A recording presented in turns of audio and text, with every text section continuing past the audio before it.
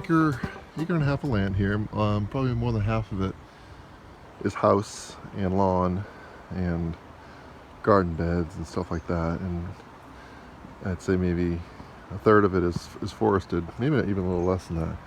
But the predominant trees are white pine, poplar. We have a couple different kinds of maples and oak. So those are our big trees that we have here. We have a couple of different varieties of oak. We have a white oak and of course the red oak that's around here. But so there's a bunch of maples here. This is a big one that the birdhouse is on. I've tapped that one in the past. I thought it was a sugar maple, but I don't think it is. It doesn't have quite the characteristics that I'm looking for. There's a huge one. Our biggest sugar maple on the property is actually down there and after that clump of white pine. But it's right next to the road and it's on a stone wall that borders our neighbor's house, and I don't know, I just choose not to tap that one. But let me show you, this is our wood piles that we use to heat the house on really cold nights. And I'm also going to be using this wood to boil down the sap, at least 95% of it. Let me take you to a couple of our sugar maple trees. So I forgot to mention another tree we have a lot of is these white birch trees and ash. So that big one in the back, in the middle there. Actually, those two in the middle there, behind that table there, those are ash trees. But these big white oaks are absolutely beautiful. They're probably, I don't know, maybe a diameter of 20-something inches. They're just massive oaks, and I've been told that ash there is one of the biggest ones in the state. It's actually a huge double tree, but I think you consider that one tree. But anyway, sugar maple. So this, I have property line here is a little weird, and a couple of them are not technically on our property. But I ran into the neighbor and he had no problem with me tapping them. But this one is on our property, and this is our second biggest one. Little stream here. This is our second biggest sugar maple, and so my biggest way of telling a sugar maple is these horizontal branches. Red maples, they typically have branches that fork upward. And the other thing you can look at is the buds. The red maples, swamp maples, there's one right here. They have red buds on them,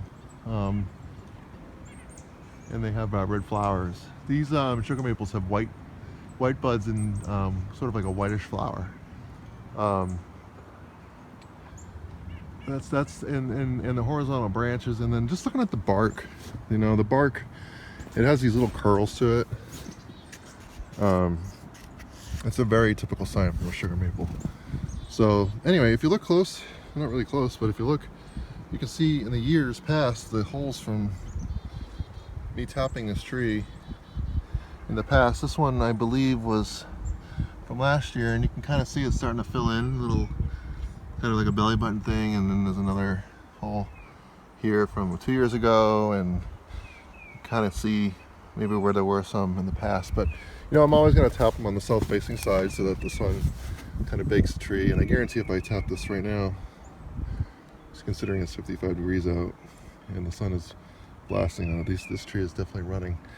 So what it's doing is it's bringing up sap, nutrients to the tree, up to the top of the tree to produce the energy for the leaves at some point. But they're not going to produce leaves for at least a couple months, but the buds will start to swell. So anyway, this is another one, and then I'll take you real quick over to a couple others, and I'll show you a couple small ones too. So if you follow this little stream up,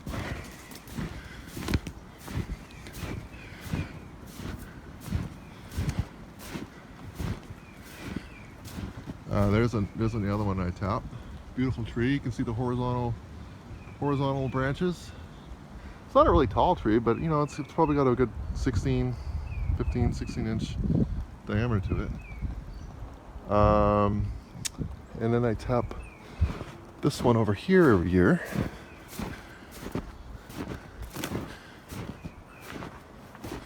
This one gets a little shade. This one right here. Again, you can see an old horizontal branch there and a bunch of horizontal branches up higher. This is that big ash I was pointing at, and this is the sugar maple right next to it. And you can also see this dead branch here. It kind of curls down. That's another good sign for a sugar maple. This is a younger one. And then you can see the tap from last year. And then the last one that I like to tap is up here. There's actually a few of them here, but I like to stick with trees that are at least 9 inches in diameter. This beauty right here. Again, you can see the nice horizontal branch that comes out all the way up. It's not a tall tree. It's probably only 40 feet tall, 50 feet, maybe 60. But it's not that big, but you know, I can tap this one easily and probably get a half gallon, a gallon of sap every day out of it.